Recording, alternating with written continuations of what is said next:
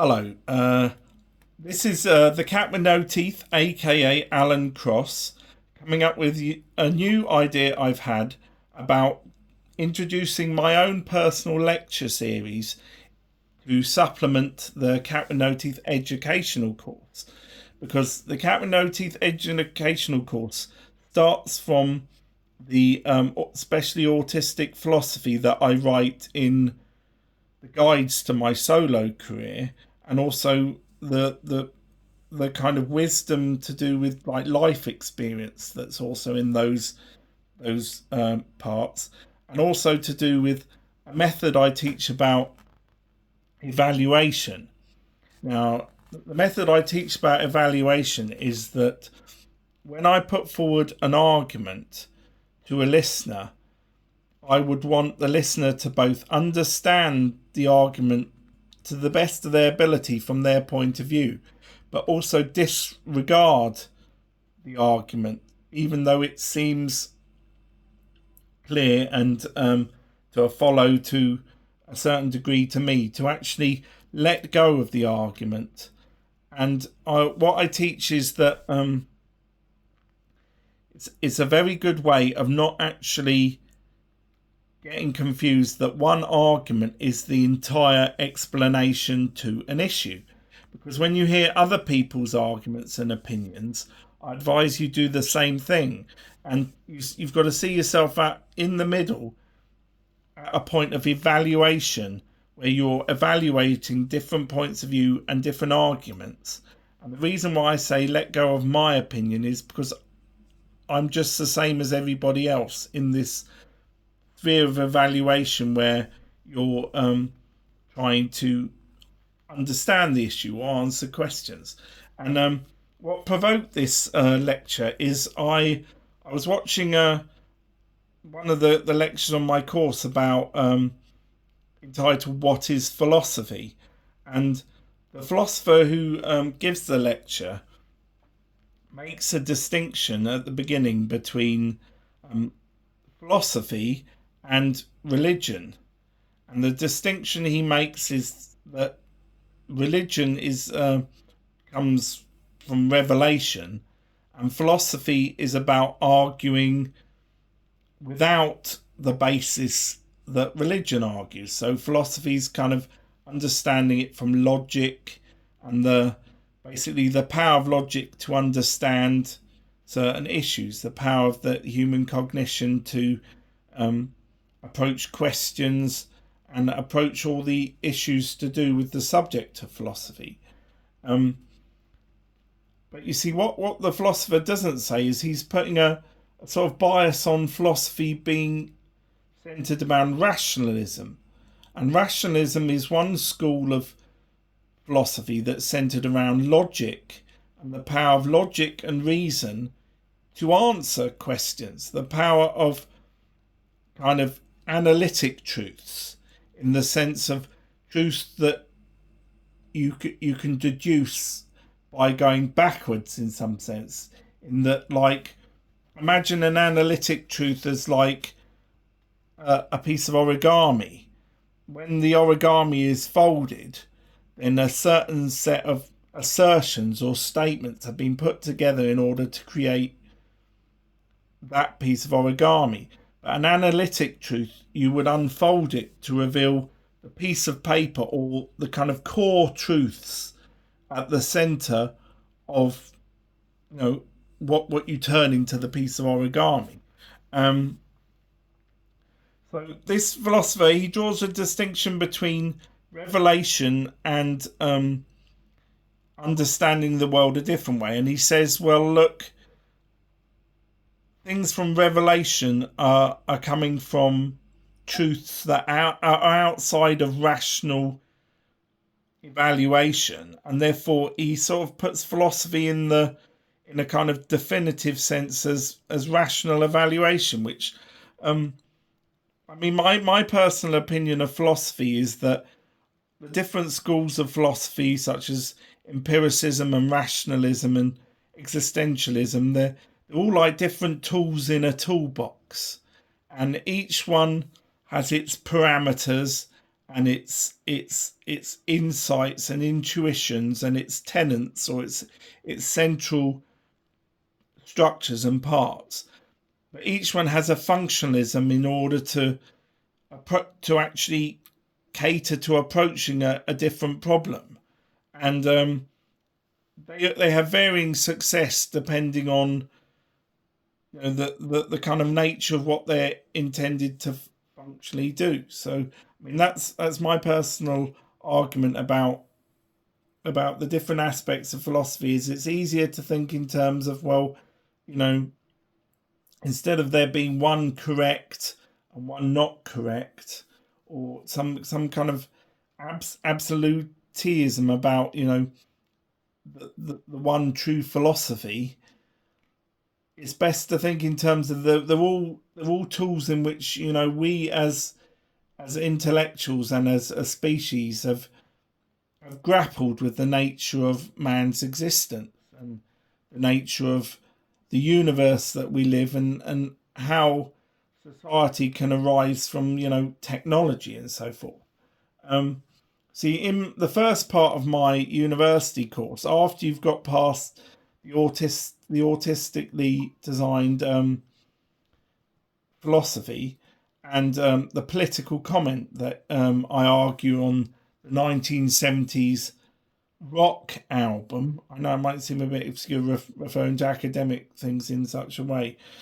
You get to the first part of the university course, and the best way to find that is to go to the short university hub, which is on the Cat with No Teeth. And I feature art lectures coming from Constable through the development of Impressionism and Post-Impressionism to modernism. And this is, when I was thinking about creating the course, I thought, well, at university you don't just do one subject. You have counterbalancing subjects to, you know, enhance and sort of cross-pollinate your understanding.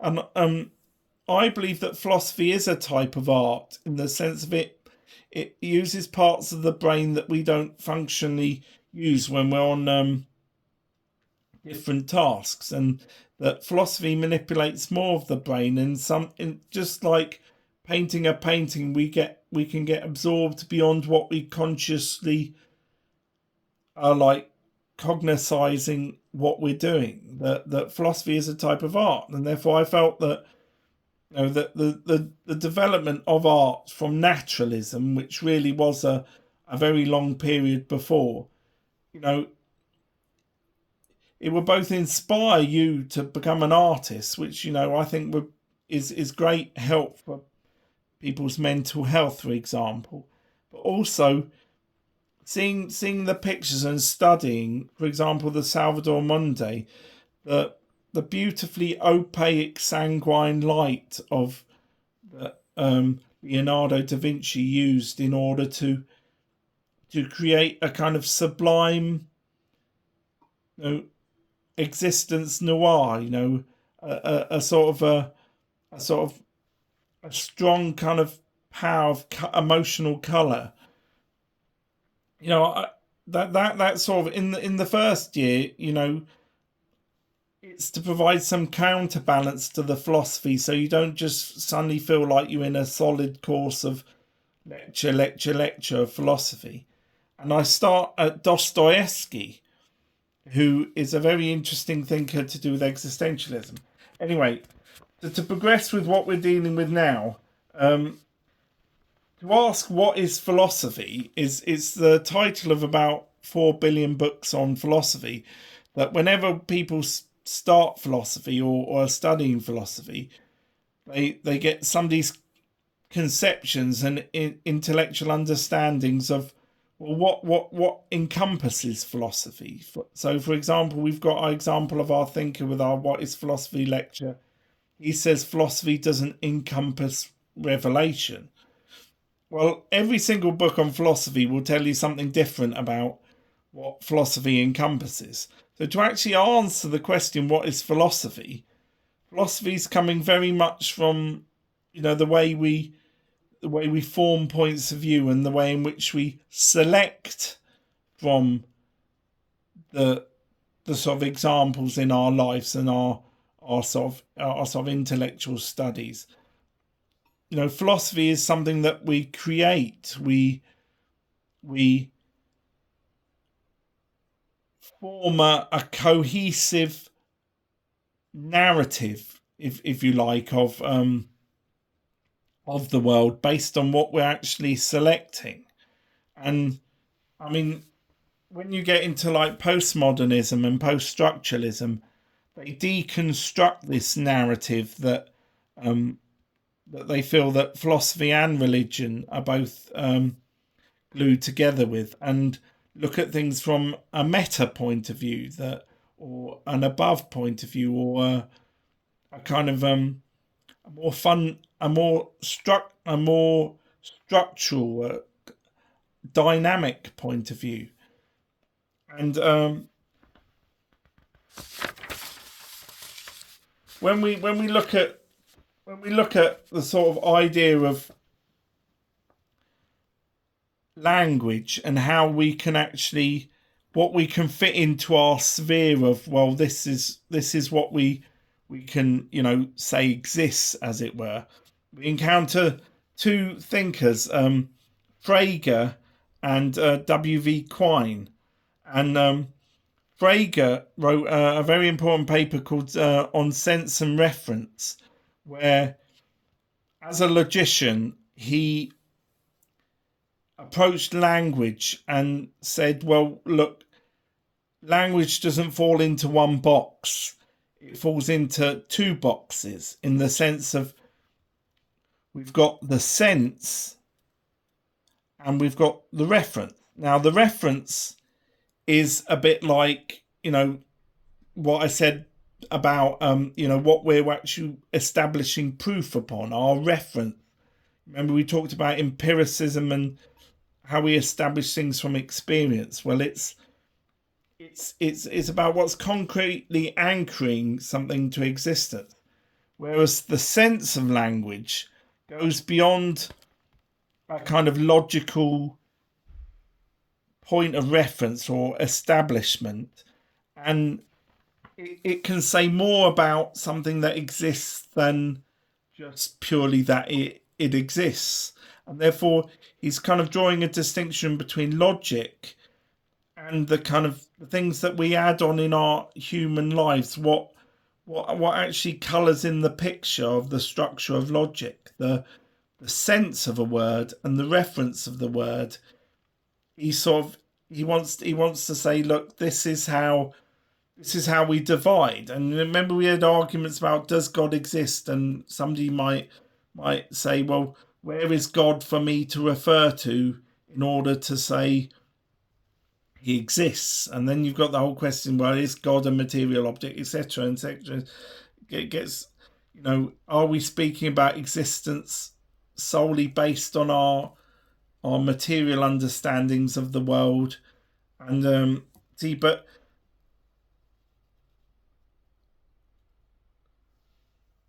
when you get to Quine, ontology in Quine was very much a project of trying to get a better form of logic, trying to rationalize logic into what logically necessarily exists. And Quine's kind of motto in one of his papers was no entity without identity.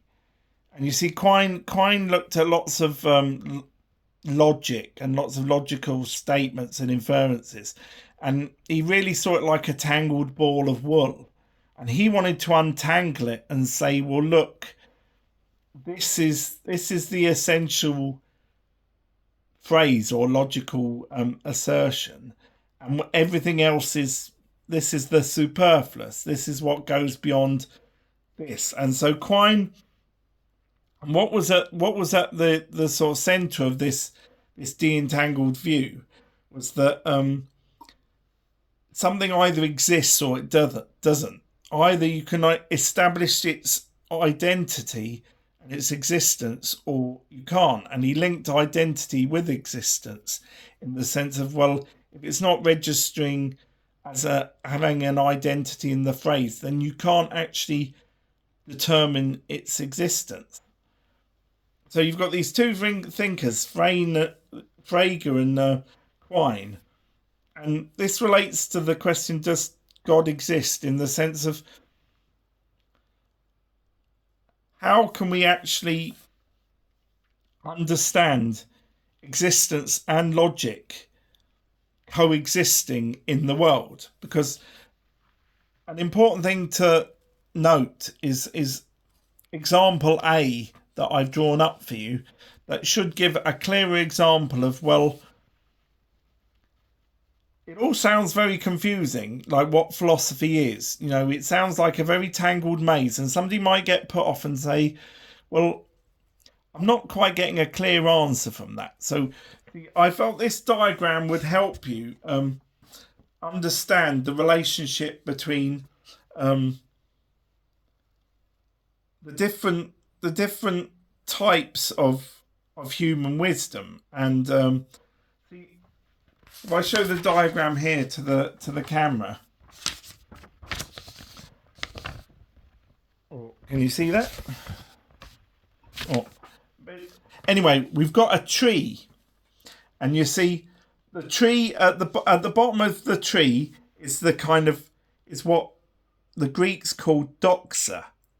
Now, doxa is basically is basically opinion, human opinion in society, and doxa is like the raw material. Doxa is like the base of the tree, and in doxa everything's included. It's like oil before it's been diffracted. And you see, in doxa is our beliefs, our opinions, but also all the essential components that go together to construct knowledge. Because remember I said, you know, when we talk about philosophy, we select information. Well, we kind of refine it like the oil until we get to the top of the tree, which is called, the Greeks called episteme. And episteme means basically knowledge. And you've got a branch of philosophy called epistemology, based on the study of knowledge. But you see, doxa gets refined like all the nutrients going into the tree until it gets to become like what we call articles of knowledge. See, and when we were asking, like, well, how do we establish whether language, you know, relates to things that language is describing? You know, the distinction that the philosopher made between revelation and philosophy, unfortunately, it's all coming from the bottom of the tree. Like, religious revelation is part of the existence we live in, just like everything else. And it's all formed from the raw material of beliefs and opinions. It's just like with mathematics, just like how we abstract a number, and a chain of numbers and a system of numbers, and then algorithms, and then numbers beyond numbers, so mathematical numbers. We're essentially taking the world around us and forming it into like a tool. We're like when you would whittle away something at Scouts, or you would form a statue by taking away the excess and refining the information and the doxa through selecting and forming a narrative. We develop our knowledge. We develop the top of our tree. So it's like, can you see how the arrow's pointing up, and doxa is feeding episteme? Now, this was this kind of system of the Greeks. They kind of made these levels of people's opinion and people's knowledge, and how and the relationship between the two. And this movement up the tree is very similar to a philosopher called Hegel, who spoke about the ascent to the absolute mind. And that sounds like a pretty deep thing. But he basically said that, well, in terms of human thought, it's very much a two-horse race, and you've got two theses that are clashing or competing with each other. And I mean, you might think of like oppositions in life between two things like black or white, or communism or capitalism in Marxist terminology, or you can think of all these things that are kind of defined in opposition with each other. Well, the thing is, for Hegel, you basically have two arguments, would fight it out. But what would come from those two arguments? Two theses would combine to become a synthesis. So it's like the best bits of both that survive the competition would form a kind of higher truth. And that's kind of how this movement up the tree turns doxa into episteme, because it's we kind of abstract and refine a bit like oil. Right, where are we?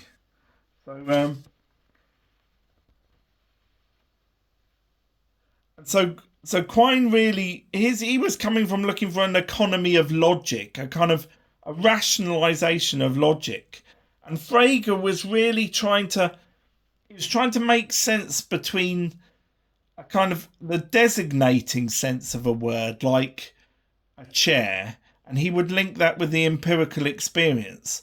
And then there was the sense of a chair that, if you think of all the experiences of chairs you have in your lives, and all the experiences of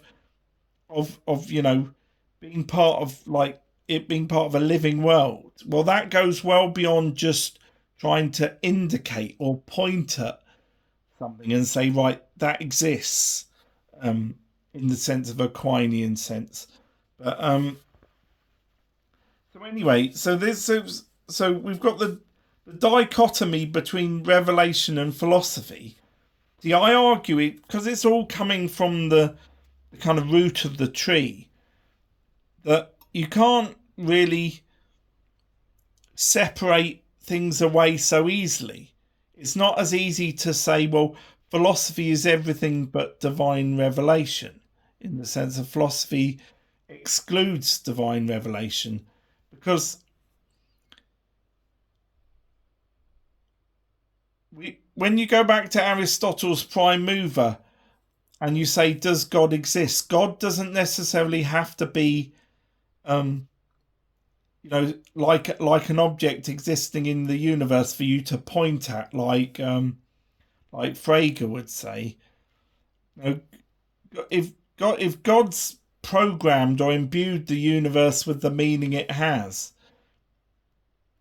it becomes weird. You can see the validity of the pagan arguments in that the universe is divine, and therefore the universe has a spirituality that goes beyond, as if it were something constructed by itself, like Paley's watchmaker's watch is it constructed itself in the desert rather than being something that's of design or creation. And an interesting thinker was Hume, because Hume wrote a book called The Dialogues of Natural Religion, in which Hume tried to ascertain, and in some senses disrupt, because Hume was a bit like a saboteur of thought. He was kind of a hardcore skeptic, and skeptics like to deconstruct and throw a spanner in the works in philosophy. They're a bit like the rebels of philosophy.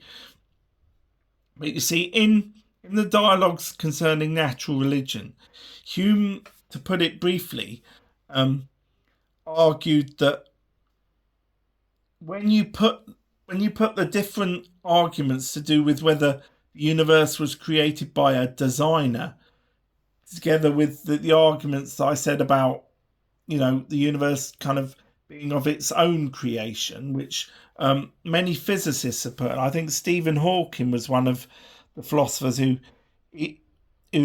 argued that the universe was established from an instability in the basic primal matter of the universe, and therefore the universe, what essentially started itself and created itself out of some kind of ether.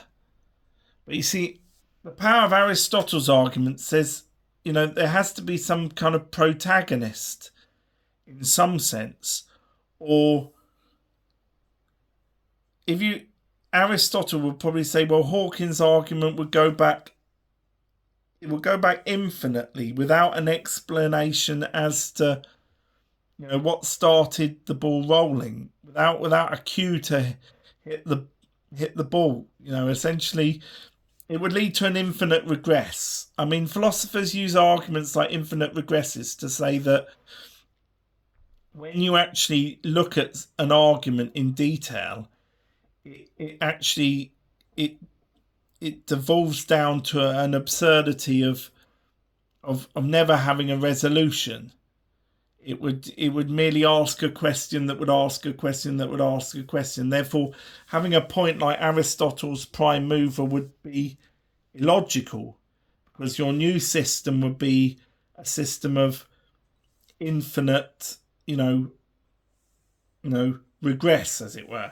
But you see, Hume's argument in the dialogues concerning natural religion, once he put these two horses against each other, the people who believed that when you looked at the universe you could see it designed like a tool had tooling marks on, he counterbalanced that with ideas about the universe arising organically, in some senses similar to Stephen Hawking's, self-starting, self-imbuing with meaning. And you see, what Hume basically proved was that the design arguments couldn't be decisively elaborated without a skeptical counterbalance. But the skeptical arguments were so competitive with the design arguments of the time that at the end of the book, Hume sort of finishes with like an observation of that was the beginning, that there's that we can see order in the world when we perceive it.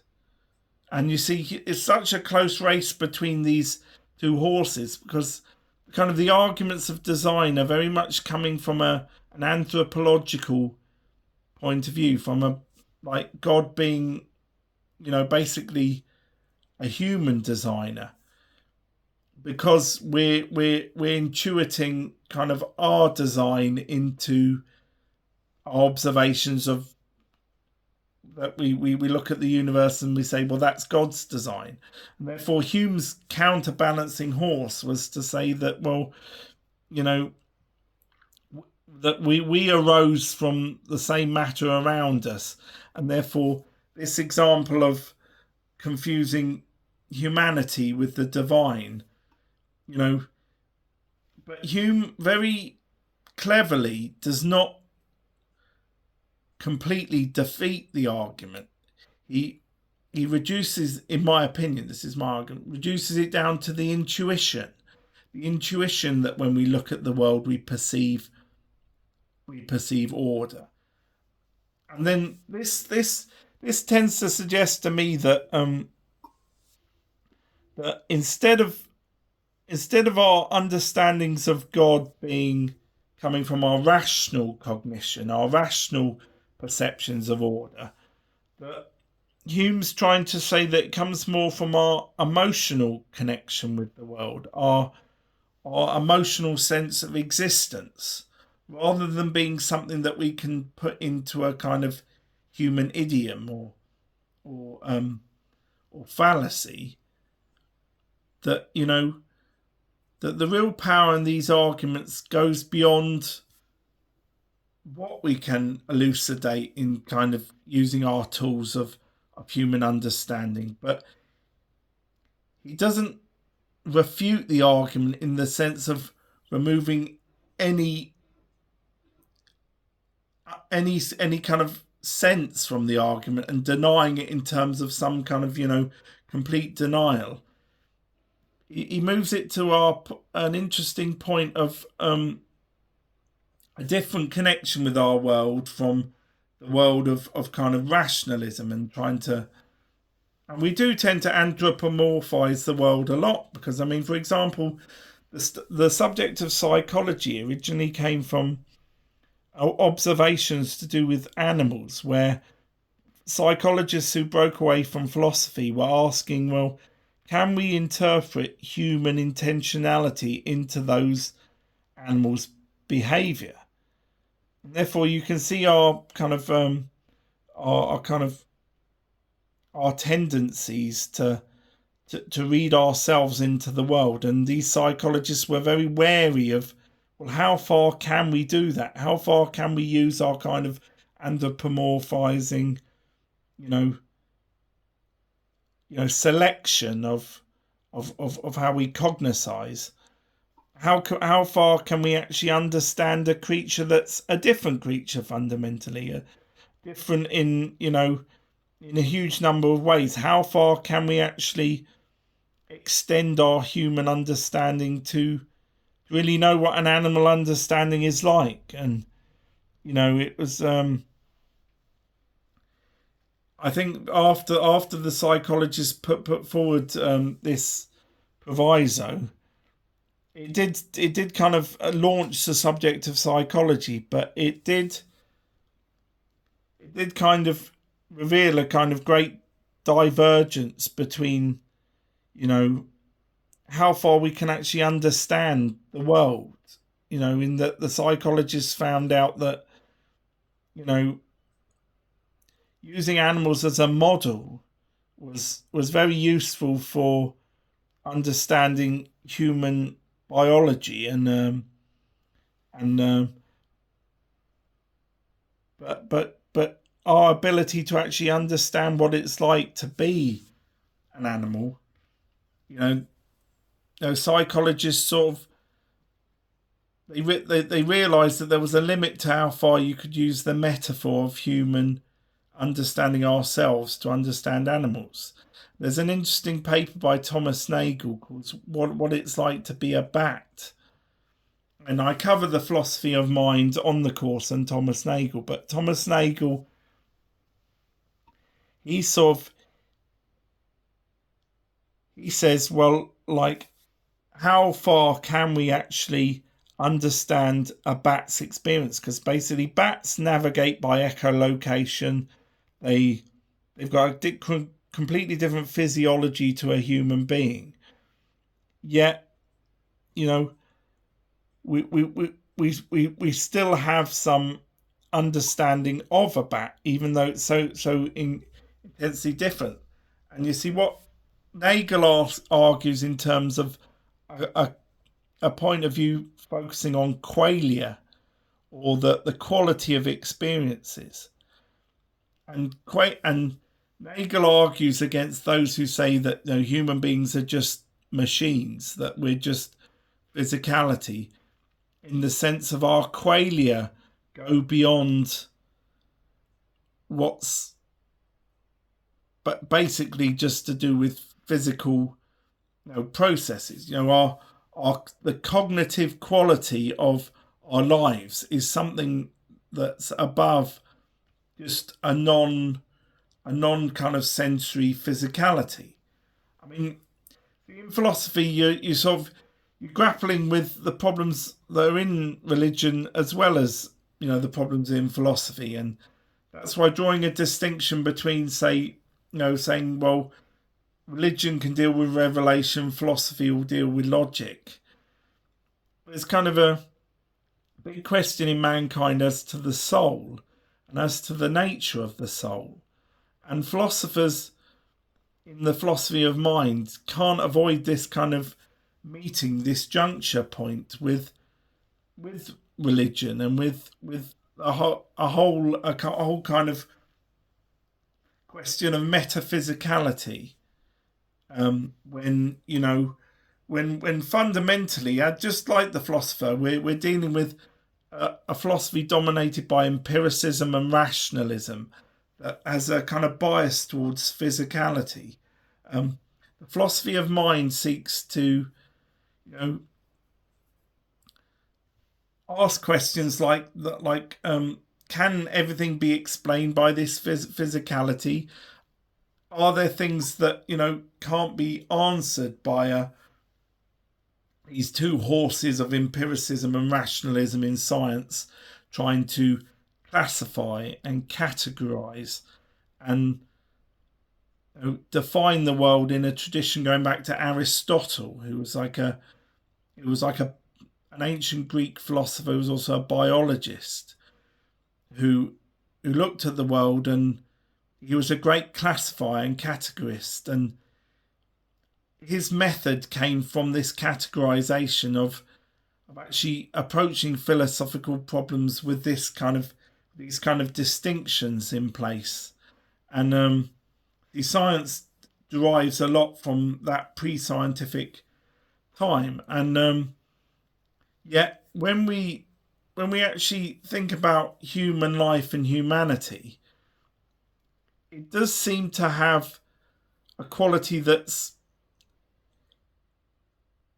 it evolves out of physicality, in the sense of whatever you believe physicality is, because there would be plenty of people in the pagan world who would say that spirits exist in objects, and there's a connection between the spiritual and the physical, which I mean, I'm not a tree hugger, but I did get once saved by a tree on a post bike, but that's not the point. So you've got this idea of, well, does the soul exist, and what do we mean by exist? Are we saying something different with the word exist from the sense of looking at this table? I mean, say we're not paganists and we're not trying to go for this gluing together. Say we're saying, well, this table's an object, and then we're saying, well, I exist in the sense of, well, I'd be Alan. I exist as Alan. Are we using existence in two different ways? And is it like our tree, that the top of our tree, Alan exists, has the bottom of our tree, whatever you want to classify physical existence as? I mean, if you look at the kind of the layers of science, you've got kind of the quantum level at the base, and you've got kind of the Newtonian model in the more macro, the larger scale, and a lot of science is about trying to resolve them with each other, trying to kind of find some kind of harmony between two such different conceptualizations, two different scales, and two different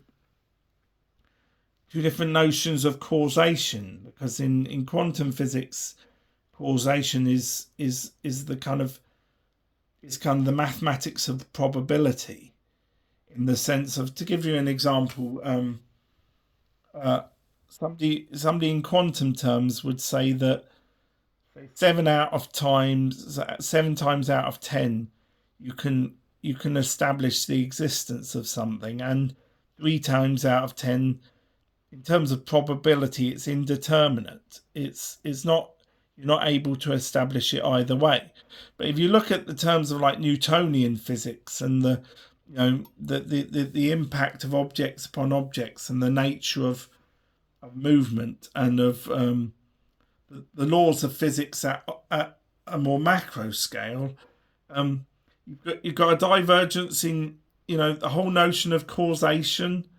And therefore, when I say that table exists, somebody might say, well, at what scale? And what do you mean by exist? And we come back to our empirical validation, that it's been empirically validated for me by my experience, as far as I know, to the limits of my ascertainable cognition. But to say Alan exists, exists would seem to be being used in a different way. It would seem to be used in the sense of, well, I mean,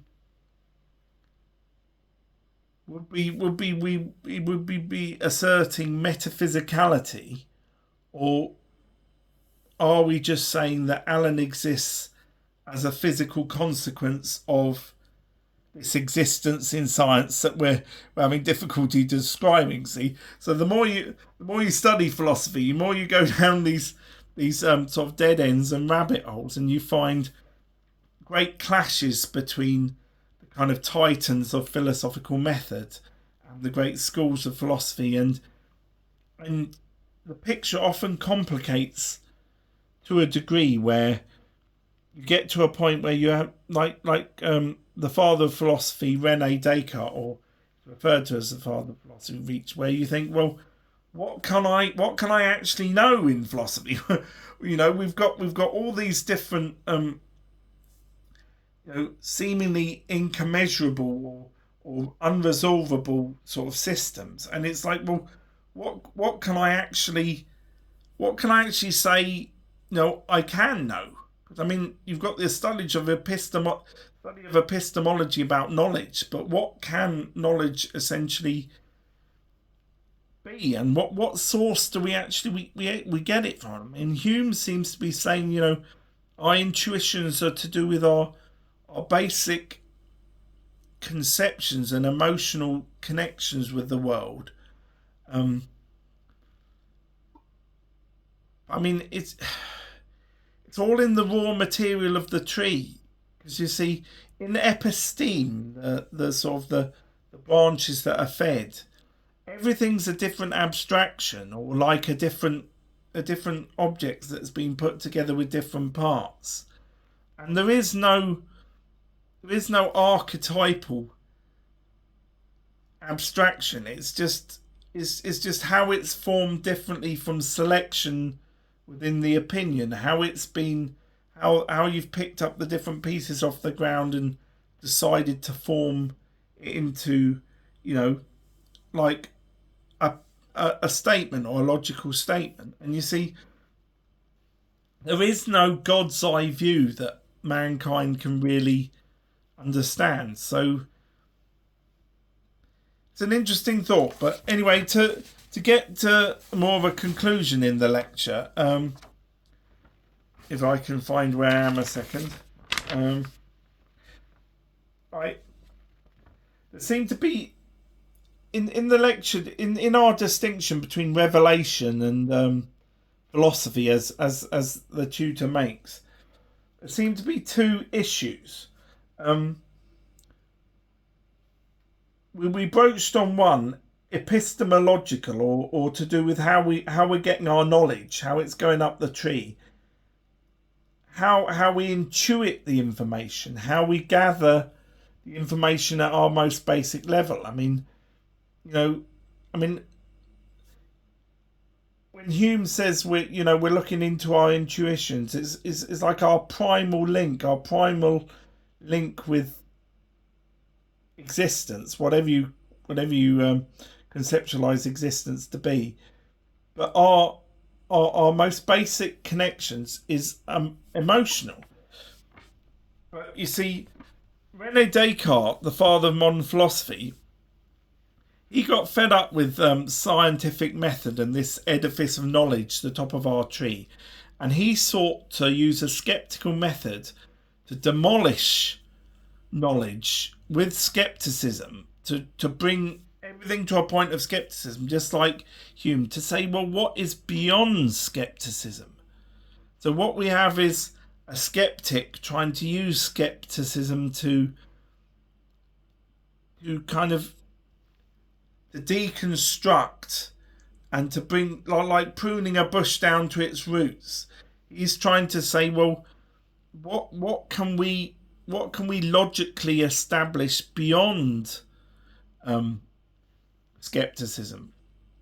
Because I mean, Descartes imagined that he could doubt all his scientific knowledge because he was a prominent scientific knowledge, because of knowledge is greatly incomplete and based upon continual revision and skepticism. He said, well, I have to put my knowledge to one side of the sciences. And then he said, well, what could be the cause of this great uncertainty in man's knowledge? And he speculated that, well, he could conjecture an evil demon who was deceiving him as to the nature of logical inference. Because remember, he's deconstructed our tree. He's chopped down our tree back to opinion. He's pointed out the great flaws and the cracks and the fault lines in our opinion. And he then says, well, could logic be flawed in a similar way? And, because human perception and understanding is flawed, Descartes has to discard our sort of logical necessities. And then, so we get right to the retreat, and you've probably heard of Descartes' famous phrase, cogito ergo sum. Descartes said that what our most basic thing that is beyond skepticism is skepticism itself. Because essentially, once you doubt everything, you don't get down to nothing. And Descartes said, well, right at the grassroots, what is there? And it was skepticism. Because Descartes said, well, what can I not doubt? Because he feels he's managed to doubt everything. And he says, well, what can I not doubt? And he says that he cannot doubt that he's doubting. Now that's a bit like saying you've cut down the tree. You can't deny that you're holding a pair of secateurs. Your methodology is left over even when you prove there's so many doubts within our human knowledge that we can't actually be absolutely certain about anything, because we discover new things all the time, new methods, new sort of developments of human intellectual understanding. And he says, well, all you can really not doubt is that you've got a faculty to doubt. And you see, from that faculty to doubt, he referred to Kant, who argued about, you see, what we essentially are is a transcendental I, or letter I, which is essentially a thinking ability with intentionality. That we are someone who has plans, projects. We're someone who is grappling with projects, just like Descartes grappling with this project. And therefore, at the beginning of what Descartes says is left over that he can derive from his skepticism is the I, in I think, therefore I am. And Descartes says, well, you have to be able to, prove thinking in the sense of through doubting. Therefore, I think. But I think, therefore, I am. He's saying, well, everything that he disregarded is coming from this root point of skeptical thought. And therefore, he said that our understandings of what reality is are essentially coming out of this basic root of intentionality or soul or spirit. It depends what connotations you add on, but in the sense of, and therefore he said that is the train that comes before the carriages every time, this I, and therefore how we perceive the world, what we think, is all arising from the existence, in the sense of the inability to disprove, or logical negation of, you know, you must be thinking in order to, to actually let go of this massive edifice of knowledge. He said, well, and therefore, but different philosophers after then, speculated very much about Descartes making some kind of category error. And in philosophy, category errors are usually like when it's like putting something in the wrong box that should be in another box.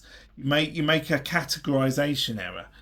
You see, what they complained about Descartes was he started out with epistemology, because remember his deconstruction was an act of epistemology, and then he starts speaking about ontology. Now, epistemology and ontology, you've got epistemology, the study of knowledge, and you've got ontology, the study of being.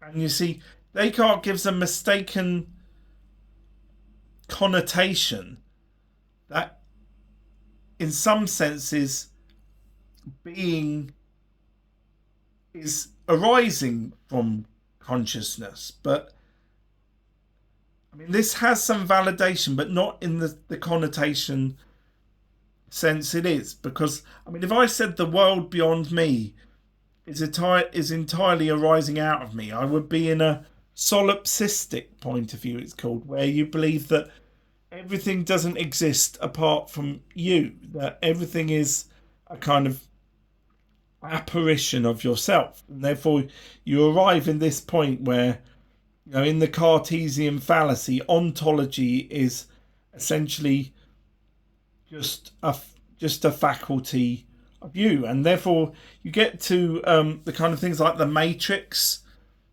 I don't know if you've seen the film The Matrix, but the whole positing in philosophy that we are in fact brains in a vat, and that reality is being fed to us like a computer game. I did speculate about a metaphor of God being a computer programmer, in the sense of imbuing the universe with